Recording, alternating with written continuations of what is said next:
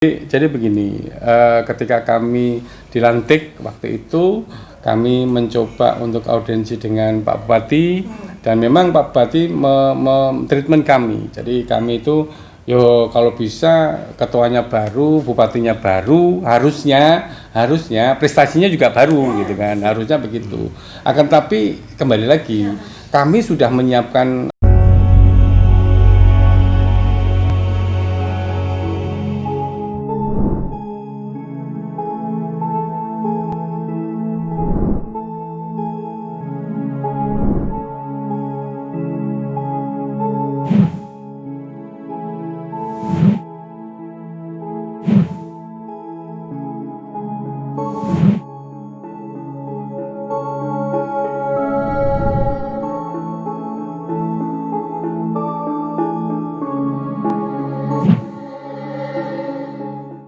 Assalamualaikum warahmatullahi wabarakatuh, Bapak Miftah, Bapak Agustri, Bapak Nurholis. Waalaikumsalam warahmatullahi wabarakatuh. Terima kasih Bapak-Bapak, ini sudah berkenan hadir di podcast kita Ngonsendika, ngobrol santai bareng Dinda Kirana.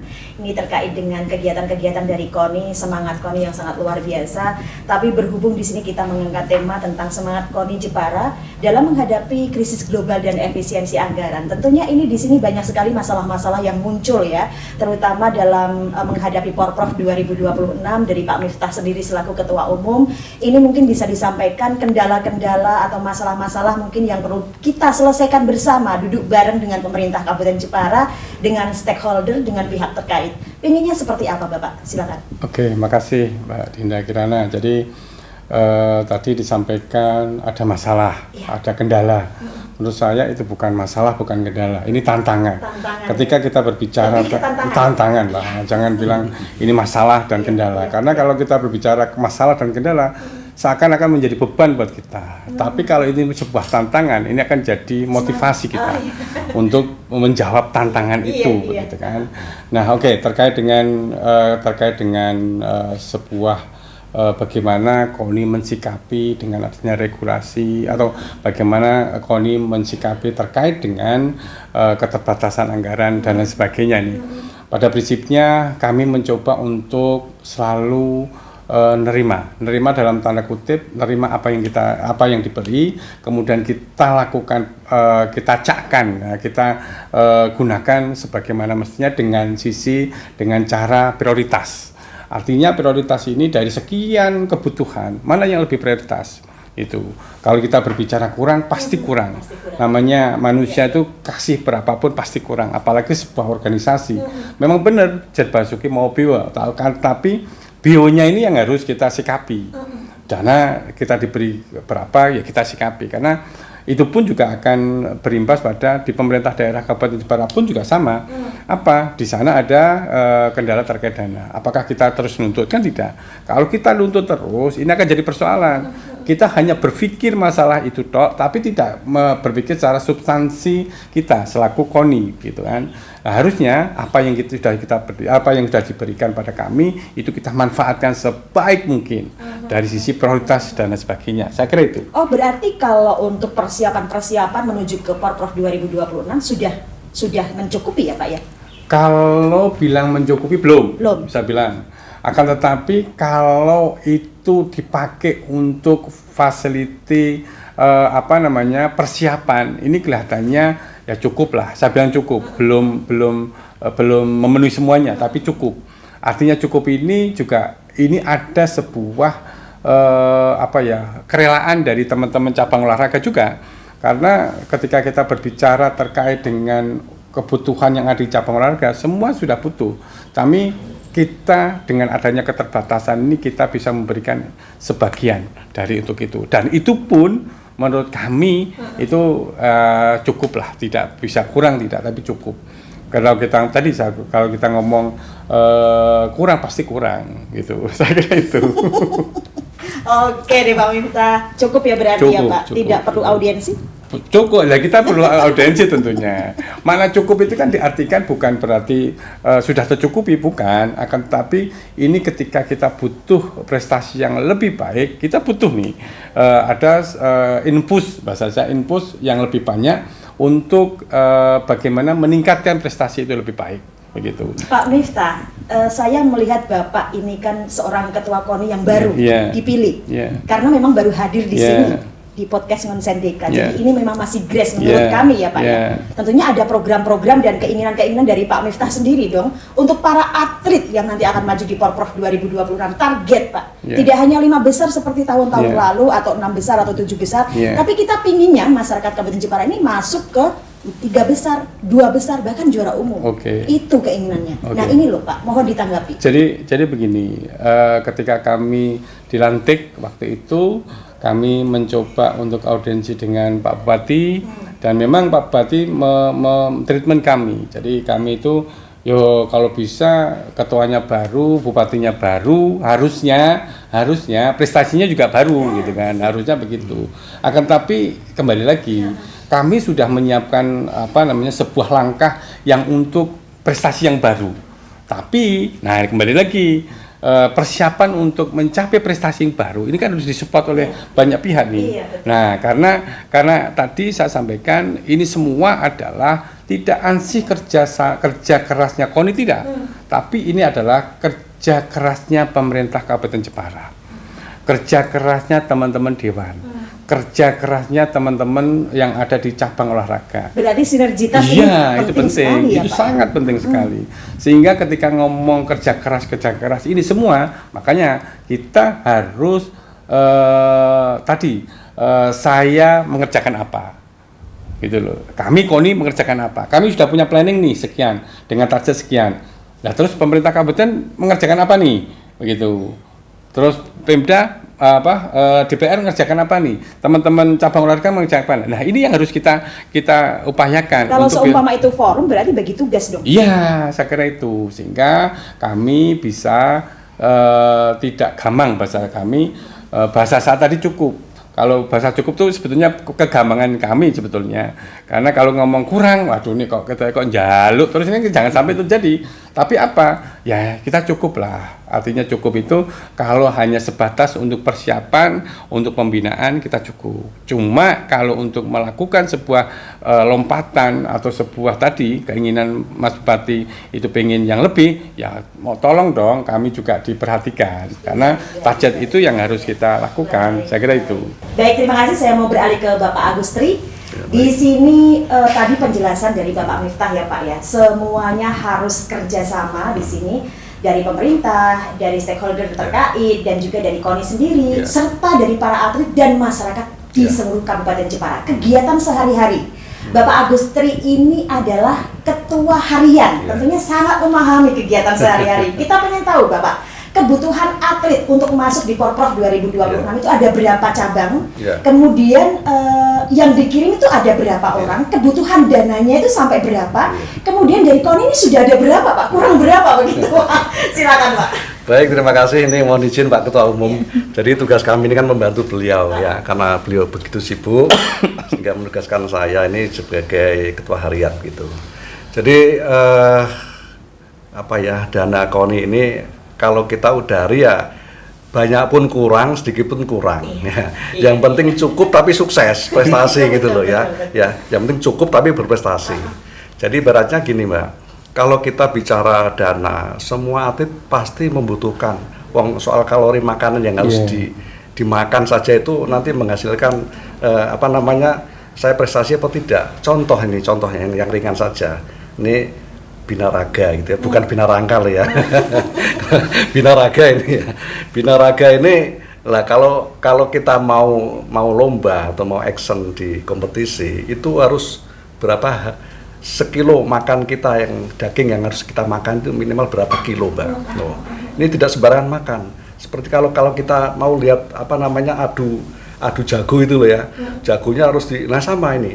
Ini kalau atlet-atlet yang non sewu sehariannya ini pendapatnya berapa nggak bakal bisa berprestasi Mbak, paling hanya badannya sehat saja ya, kelihatan ngotot ya, berotot.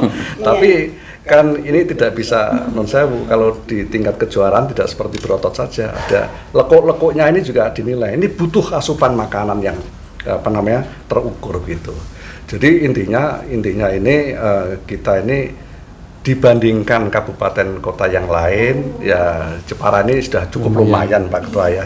Jadi alhamdulillah sudah bisa untuk minimal ya ikut berkiprah memfasilitasi cabang-cabang olahraga untuk berkiprah dalam pembinaan harian. Nah, andai kata kurang pasti kurang lah ya. Nah, ini pentingnya masyarakat ini terutama atlet-atlet kita ini kan sebagian juga masih pelajar ya. Kalau yang sudah berpenghasilan monggo Mas, terima kasih ini ya. Nah, yang masih pelajar ini, lah orang tua tadi masyarakat yo, orang tuanya ini berkiprah ngasih gizinya lah anak kita lah ya. Jangan kita ini pemain sepak bola tapi kurang makan kan nggak bisa kuat lari ya. Ada berapa cabang olahraga itu Pak nanti yang akan di Jepara ini 46 ya, yang 48 ya. 48. Lah ini nanti kan kita berupaya. Yang penting atlet kita ini lolos dulu. Lolos sebanyak-banyaknya prakualifikasi, babak kualifikasi itu. Babak kualifikasi. Nah, kalau ini sudah lolos banyak, baru nanti yang disampaikan tadi kita TC. Nah. Untuk menuju babak kualifikasi berapa personil yang dikirim itu Pak? Nah nanti tergantung cabang-cabang olahraga. Jadi saya perkiraan aja. Kami sampaikan. Ada 250 orang? Lebih 300. Ya, wow. Ya. Ini kan terkait pendanaan yang dibutuhkan ya berarti ya. Artinya juga kita harus mengirimkannya harus terukur juga. Jadi jangan-jangan nanti atlet pemurah baru bisa lari dikirimkan. Lah kita kan nun sewu ya, membiayai ini kan juga uang kita ini membina atlet prestasi. Berbeda dengan warga masyarakat gitu ya. Lah kita harus terukur kira-kira kecepatannya berapa. Lah ini Jepara yang tertinggi aja sekian, kalau Anda mau berangkat itu kan malu nanti di sana. Kalau lari bareng-bareng dengan kabupaten lain kan jaraknya jauh kan, Jepara kayak seperti kok dikirim gitu loh. Nah ini betul-betul kita asistensi, makanya tiap hari ini teman-teman kami di Binpres ini selalu memantau ya perkembangan atlet kita nanti ya, yang akan dikirim dan kemungkinan bisa berjaya berapa persen gitu loh. Gini loh Pak Agus, kami juga melihat dan menyaksikan sendiri di lapangan ya Pak ya, betapa mereka semangatnya dalam berlatih. Entah itu nanti yang akan dikirim atau tidak, tetapi kami menyaksikan sendiri di SGBK itu.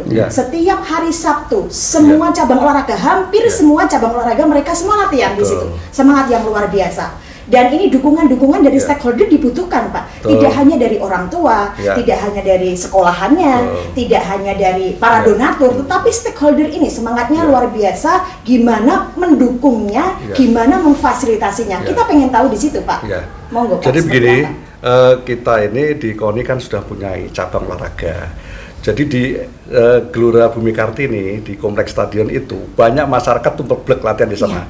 Ada yang masyarakat murni ingin berolahraga, tidak masuk cabang olahraga. Tapi ada yang latihan. Ada yang latihan, tapi ada yang latihan bersama di sana. Misalkan di sana ada renang, ada lagi sepak bola, ada lagi panahan. Kita melihat semangatnya. Iya semangatnya. Lah itulah yang nanti yang semangat luar biasa ini. Pentingnya tim pemandu bakat. Nah, kita ini kan tim pemandu bakat itu bisa memantau. Kira-kira anak ini kok bakatnya ada nih di misalkan di sepeda ya. Nah ini anak ini kita pandu kalau memungkinkan bisa masuk klub. Nah, klub ini masuk di cabang olahraga yang membidangi itu. Nah, tugas KONI nanti tinggal kami meminta data. Atletmu yang punya potensi, kami ikutkan kejuaraan ada berapa. Kami laporkan ke KONI nanti soal biaya. Saat ini masih tahap seleksi. Iya, kita masih itu Mbak. Jadi kita masih pantau ya. Atlet-atlet cabang olahraga itu harus terpantau. Jangan baru semangat latihan nembak baru pertama kali sudah dikirimkan.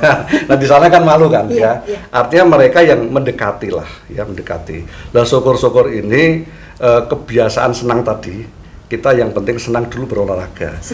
Ada komunitas tertentu. Kita ciptakan komunitas-komunitas Mbak. Disampaikan tadi komunitas sepak takraw itu pasti ada di Welahan. Anak kecil di SD itu olahraganya timang-timang bola. Bapak kami ingin tahu bocoran-bocoran tentang cabang olahraga yang nanti akan dikirim. Sepak takraw. Ya sepak takraw jelas pasti. Woodball, karate ya. Kemudian pencaksilat, oke itu pasti. Itu ya. yang nanti diperkirakan akan mendapatkan emas. Ya, prediksinya masih emas, barangkali masih emas. Ya, dan yang lainnya masih memungkinkan lah. Squash juga. Dansa meskipun kok Jepara ini kok kota religi kok ada dansa, ternyata ada juga. Ada juga ya Pak. Dan pernah prestasi ini ya. Dua emas. Dua emas loh, ini keren ya. Ya kadang-kadang saya juga berpikir loh. Ya ini perlu. Iya, Makanya ini iya. masyarakat ini yang belum pernah melihat olahraga yang ada di Jepara itu apa saja, mungkin bisa silaturahim ke KONI ya. Barangkali Pak saya kok kepengen membantu dana saya untuk olahraga lah. Ini Iya. KONI kan terbuka ya Pak ya. Iya. Ini saya senang sekali. Barangkali banyak sebetulnya itu orang yang sedang olahraga tidak punya wadah. Nah, ini kadang-kadang datang ke KONI, Pak ini kok misalkan kemarin sepatu roda itu ya. Sepatu roda Jepara itu lama mati itu ya, organisasinya lama berhenti. Ternyata ada relawan gitu kepengen bangkit kembali. Nah, ya kalau begitu dirikan aja nanti organisasinya ya Persorosi itu. Lah mudah-mudahan atas kerjasama teamwork begitu ya, Iya. kita bisa berkolaborasi. Dari non sewu lah Mbak, kita punya jalan mulus kan banyak ini. Nah, jalan mulus ini yang kalau malam hari kan agak sepi bisa dipakai untuk olahraga. Jangan nanti jalan mulus yang mengganggu ya. Lah ini yang kadang-kadang Ini belum jalan mulus, Pak. Menuju mulus. menuju ya. Ya mungkin nanti suatu saat Gelora Bumi Kartini itu lingkarannya nih nanti dibuat Mulus. Semoga. ya. Ada track untuk sprint untuk sepatu roda. Seperti itu Mbak. Kalau fasilitas itu sudah ada, biasanya orang akan jegur Mbak. Lah ini karena belum ada kan contoh jalan kita kan sudah melebar banyak.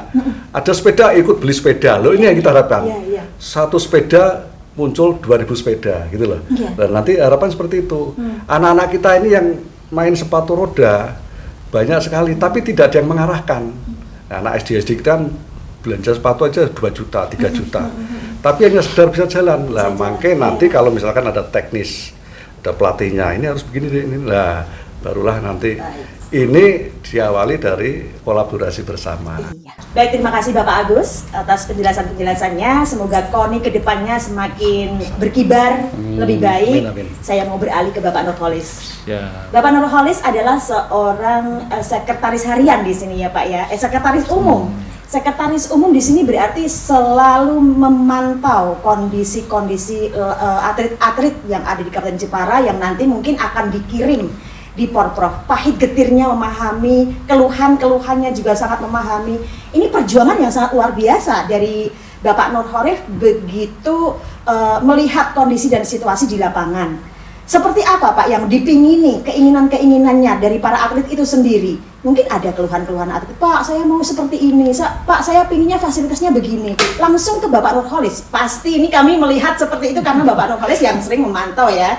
Meskipun Bapak Miftah juga ketua umum memantau secara umum, dan Bapak Agustri ini adalah ketua harian yang begitu detail juga melihat kondisi dan situasi. Tapi Bapak Nurholis ini juga pasti melihat dong keluhan-keluhan dari para atlet langsung sendiri tanpa dihalang-halangi oleh yang lain, langsung mendapatkan keluhan itu. Seperti apa Bapak yang dipingini para atlet? terima kasih Mbak Dinda. Ya, ngomong soal atlet ini ya Mbak. Yang hal mendasar dulu perlu kita sampaikan bahwa prestasi olahraga itu kan menjadi sesuatu yang menjadi kebanggaan, mungkin diawali dari kebanggaan pribadi, kebanggaan keluarga, juga sebenarnya kalau prestasi itu ternyata mewakili, membawa nama Jepara, yang merasa bangga tentunya kan bukan hanya keluarga pribadi, tapi seluruh masyarakat Jepara ini kan pasti merasa bangga. Nah, harapannya tentu kita semua berharap semua pihak, pemerintah dan juga mungkin para pengusaha juga semua bisa memberikan support semaksimal mungkin terhadap pola pembinaan sehingga mereka bisa berprestasi tinggi setinggi-tingginya. Kalau mungkin bukan hanya di tingkat provinsi, tingkat nasional, bahkan di tingkat dunia pun anak-anak Jepara itu punya potensi. Nah, kalau potensi yang ada di anak-anak Jepara, di pemuda Jepara ini kita tidak jaga, kita tidak perhatikan, ya tidak tertutup kemungkinan mereka mencari tempat di mana mereka lebih dapat kesejahteraan. Gitu ya. Jadi masa depan atlet itu juga harus kita pikirkan. Itu tidak bisa KONI sendiri, Iya, tentunya semua pihak. Ini kami menggarisbawahi ya, seperti yang disampaikan Bapak Nurholis, mereka mencari nyaman. Ya. Jadi kalau di Jepara nggak nyaman bisa ke kota lain, Pak? Bisa, sangat bisa. Jadi gawat nih. kita tidak cukup memfasilitasi mereka untuk berkembang menjadi berprestasi, tapi hal lain juga kesejahteraan mereka, apa yang mereka butuhkan, ke masa depan mereka juga kita harus pikirkan semua itu. Jadi kalau mohon maaf kalau memang kita tidak memperhatikan secara menyeluruh apa yang harus mereka terima. Itu resiko ya, Pak ya? Karena mereka tentu membandingkan dengan daerah lain. Gitu. Ya, kalau di sana dapat fasilitas Itu keluhan mereka. Tentu tanpa mengeluh pun, ya, tanpa menyampaikan pun Pak Nurholis tahu. Tahu lah. Semua pihak tahu kalau hal itu dibutuhkan mereka. Jadi, aku harus membuat kebanggaan di Sedangkan Jepara. ini aset ya kalau kita Pasti. mengatakan. Oke, jadi termasuk infrastruktur yang ada, fasilitas olahraga itu juga kita harus perhatikan bagaimana supaya support mereka supaya berlatih dengan nyaman, dengan baik, bisa mengembangkan kemampuannya secara optimal. Itu sangat Kalau dibutuhkan. begitu seperti yang dikatakan Bapak Miftah tadi secara pendanaan cukup, berarti nggak cukup dong? Cukup. Jadi masih banyak hal yang dibanding dengan daerah lain mungkin kurang. Dan itu terjadi ya, Pak? Sempat terjadi? Gor yang yang kita punya seperti Gor Takro itu daerah lain mungkin tidak ada, tapi di fasilitas seperti Gor yang kita mampu untuk olahraga seperti voli tingkat nasional itu juga kita belum punya. Jadi banyaklah fasilitas yang mungkin perlu ditingkatkan ya. Iya. Dan untuk atlet-atlet yang pindah ke kabupaten lain, apakah itu juga sudah terjadi? Sudah terjadi. Mudah-mudahan tidak bertambah. Waduh, prihatin. Jadi kalau saya hitung-hitung mungkin yang masuk sama yang keluar itu lebih banyak yang keluar. Oke, baik. Saya mau langsung pindah ke Bapak Miftah. Gimana Pak caranya untuk mengatasi hal ini? Banyak atlet-atlet handal, atlet-atlet mahir yang ternyata terjual ke kota lain. Gimana Pak? Terima kasih. Ini bukan terjual nih sebetulnya. Bahasa terjual kelihatannya ada sebuah transaksi. Ini kita luruskan dulu. Iya. Yang jelas hati-hati ini, banget. Karena nanti bisa ditafsirkan yang lain gitu kan. Kalau terjual berarti nanti ada cabang olahraga yang dapat uang. Pindah ke kota lain. Nah, itu sepakat menurut saya. Iya. Jadi ketika kita berbicara terkait ada perpindahan atlet, ini memang tidak bisa kita pungkiri sebetulnya. Sebetulnya KONI itu sudah melakukan sebuah backupan biar dia itu tidak melakukan pindah tempat sebetulnya. Akan tetapi ya tadi terkait dengan kebutuhan kesejahteraan ini yang kita tidak bisa. Kadang-kadang kami di KONI itu sudah sudah memperingatkan cabang olahraga. Tolong atlet-atlet yang dalam tanda kutip rank 1, kualitas 1 itu jangan gegabah. Syukur-syukur ini nanti diikat dengan sebuah peraturan, sebuah perjanjian sehingga mereka tidak bisa pindah seenak semau gue lah begitu bahasa saya begitu.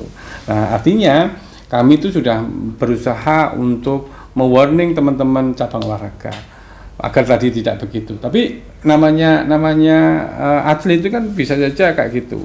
Salah satu pindah ke ke DKI. Kemudian ada yang pindah ke kalau hanya di luar Jawa Tengah sih mungkin nggak ada persoalan ya, karena nanti di kompetisi Porprov tidak akan ketemu. Tapi ada juga yang pindah ke Padi, pindah ke Batang, itu sempat terjadi pembahasan. Sempat. Jadi waktu itu malah justru waktu Porprov waktu itu. Porprov itu sempat ada sidang etik namanya di sana. Kita sudah mempertahankan, ternyata di situ ya karena kembali lagi terjadi sebuah deal-dealan itu. Akhirnya yudahlah kita lepas. Kemudian sekarang ini juga sama. Kita sudah tidak mengeluarkan rekomendasi. Kan itu kan mereka pindah itu kan harus ada rekomendasi dari cabang olahraga, ada dari KONI-nya. Kita sudah tidak nganu, tapi mereka pinter. Kalau ada durasi sekian, ketika dia sudah pindah ke sana, itu nggak ada masalah gitu kan. Ini akan jadi bumerang buat kita sebetulnya. Nah, ini hal-hal kayak gini memang tidak hanya KONI Kabupaten Jepara sebetulnya yang harus melakukan itu. Justru KONI Jawa Tengah pun juga harus membuat regulasi yang gitu. Ada regulasi pun kadang-kadang kembali lagi ke Pengprov masing-masing. Kadang-kadang membolehkan. Nah, ini akan terjadi sebuah tumpang tindih regulasi. Saya kira itu Mbak. Ini masalah ya Pak ya kalau misalnya sampai ada atlet yang pindah ke kota lain. Dan ini juga PR buat kita bersama tentunya. Gimana itu dari pemerintah menanggapi situasi dan kondisi seperti saat ini? Atlet yang paling mahir, yang paling kita andalkan ring 1 pindah ke kota lain, maaf banget gitu Pak. Pemerintah gimana nih nanti mengatasi hal ini? Apakah ada solusi? Jadi sebetulnya dalam konteks ini bukan pemerintah yang harus melakukan, Pak, tapi KONI sendiri. KONI Tapi kan musyawarah, Pak. Iya, artinya keterlibatan pemerintah itu kan tidak sampai ke sana. Iya. Justru ini adalah keterlibatan antara KONI kita, KONI Jawa Tengah, KONI yang untuk tempat pindah. Sebetulnya kan itu sebetulnya. Tapi kembali lagi tadi yang saya sampaikan, ini memang kami berusaha untuk atlet yang ring 1 itu jangan sampai pindah. Dengan jalan apa tadi? Dipagari dengan perjanjian. Nah, sehingga ketika dia bisa. Jadi pernah ada atlet tertentu lah, saya nggak ada sebut, dia pindah ke DKI kalau nggak salah, ke Jawa Barat. Mereka harus mengembalikan ke kita. Kami sedikit tahu Pak itu. Nah, nggak salah. Ini nanti akan jadi masalah buat kita. Tapi yang saya batas tahu saja, di kita tuh pernah ada kayak gitu. Dia itu atlet bahasanya atlet langganan pelatnas, dan itu ya sudah. Kalau mereka kayak itu ya sudahlah. Itu karena dia harus memberikan kontribusi kepada. Ya sudahnya itu. Kayak gimana? Iya. Karena ini sangat sensitif banget. Karena nanti saya sampaikan nanti jadi masalah. Tapi yang jelas belajar dari itu semua akhirnya apa? Kami KONI melakukan backupan dengan cara tadi yang saya sampaikan. Atlet-atlet yang sudah dibiayai oleh dana pembinaan dari KONI tolong diikat dengan perjanjian begitu, sehingga dan itu bisa ya? Bisa. Jadi sudah teratasi, nggak ada persoalan. Begitu saya kira itu. Oke. Sudah teratasi, nggak ada persoalan. Harapan sekarang dari Bapak Miftah selaku Ketua Umum untuk kedepannya agar Porprov ini bisa berjalan lancar. Juga keinginan-keinginan yang diharapkan dari semua para donatur tentunya ini malahan ya. Karena memang pada intinya yang dibutuhkan ini adalah dana untuk para atlet, latihan untuk para atlet maju dan berada di sana. Iya, benar. Pembinaan dan dana uang saku di sana. Ini besar sekali tentunya. Harapan dari Pak Miftah seperti apa? Oke, jadi kita sudah menghitung secara kasar begitu ya. Dalam Porprov ke depan kita tuh akan mengirimkan sekitar 520-an atlet.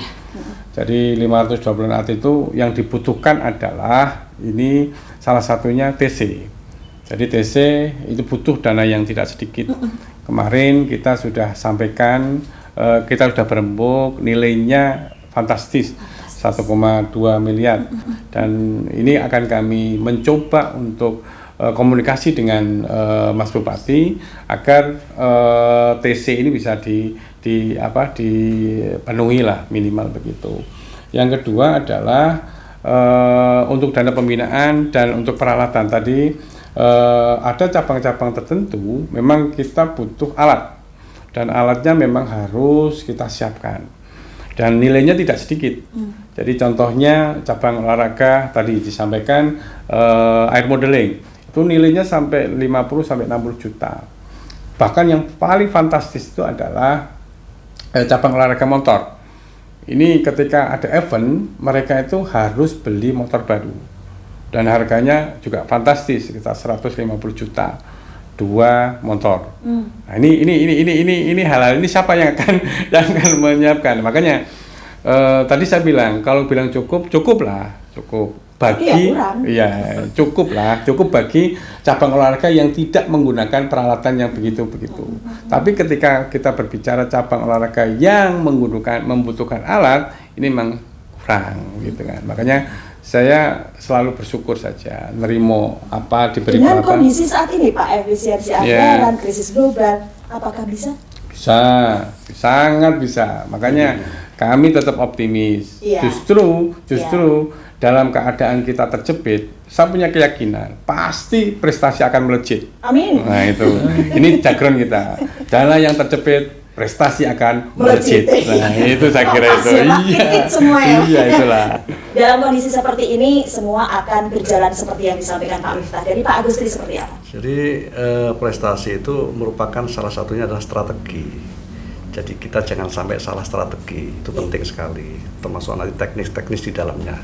Sama kalau kita mau berangkat ke Jakarta, kita pakai apa? Ya, kalau kita pakai kereta dipastikan nanti pukul sana sampai, itu tepat ya. Pakai pesawat juga sama, tepat. Nah, kita ini mau ke Jakarta pakai bis, ya, sama-sama. Ada bis 10 begitu ya. Nanti strategi yang tepat yang paling duluan. Nah, artinya strategi yang tepat itu jangan ngawur. Ada perempatan merah langsung terabas. Kita ini juga strategi yang tepat dan terukur. Artinya manakala kita membidik atlet, pun atlet kita harus terukur. Skill yang kita harapkan pun sudah, oh ini mumpuni, kita berangkatkan. Ya, kita sama. Kita prestasi, kita harus mempunyai strategi yang terukur. Jadi kita misalkan Jakarta Jepara bisa ditempuh 8 jam, itu rata-rata naik bis, kita mungkin bisa 7 jam dengan strategi tertentu, ya. Strategi tertentu. Jadi tidak menyimpang, ya, tapi kita bisa sampai sana tujuannya tercapai. Nah, ini yang cukup pun mudah-mudahan bisa. Nah, ini strategi ini yang siapa yang menjabarkan ini cabur-cabur tertentu dan kolaborasi terkait yang ada. Tadi ada pemerintah daerah, Forkopimda dan seterusnya, termasuk para pelatih. Nah, ini pelatih bagaimana memanfaatkan peluangnya, ilmu yang diberikan ini pas diterapkan pada atletnya. Ini karena kalau tidak cerdas, atlet itu juga tidak bisa prestasi. Atlet ini harus cerdas, tidak hanya sekedar fisiknya hebat, tapi harus kecerdasan di skill olahraga. Baik, terima kasih Pak Agustri. Bapak Nurholis, sekarang tadi Bapak Miftah mengatakan situasi terjepit, semua akan tetap melejit, dan Bapak Agustri menyampaikan strategi terukur. Bapak Nurholis sekarang, apa yang disampaikan? Ya, terakhir Mbak, sekilas mungkin kita tahu bahwa dunia olahraga itu adalah satu sisi yang nilai kompetitifnya paling real. Semua berkompetisi di sisi manapun, di bidang apapun semua berkompetisi ya. Tapi di olahraga itu nilai kompetitifnya paling real kalau menurut saya. Jadi semua pasti berusaha menjadi lebih baik apapun caranya. Terkadang daerah lain juga merayu atlet-atlet dari daerah lain untuk masuk ke daerahnya, itu juga salah satu usaha di mana mereka juga menjaga supaya prestasinya di atas yang lain ya. Nah, dari situ yang perlu kita lakukan hal yang sangat mendasar sebenarnya. Kita perlu semua pihak bekerjasama untuk menumbuhkan kecintaan terhadap olahraga itu sendiri. Jadi anak muda bersusah-susah, bersakit-sakit, berkeringat dan sebagainya, sampai sakit, sampai jatuh dan sebagainya, itu tetap semangat. Kecintaan terhadap olahraga itu harus kita pupuk bersama. Pak Nurholis kayaknya mewakili para atlet. Betul, benar Pak. Nah, selain kecintaan terhadap olahraga, bagaimana mereka supaya optimal dalam mempersiapkan dirinya untuk berlatih dan sebagainya, kita juga harus meningkatkan, memupuk kecintaan terhadap daerah. Iya. Nah, atlet-atlet itu harus membela daerah secara. Jadi tidak semata-mata karena dapat hadiah berupa materi, tapi juga ini kebanggaan saya membawa Jepara untuk menjadi mendunia. Nah, itu harus kita pupuk bersama. Itu kita juga butuh peran media. Baik, terima kasih Bapak Nurholis penjelasannya. Itu tadi ya semangat dari para atlet untuk mendukung Kabupaten Jepara. Jangan sampai kita berusaha untuk jangan sampai para atlet handal-handal ini ring 1 ini pindah ke kota lain. Dan semoga ada solusi terbaik untuk kita.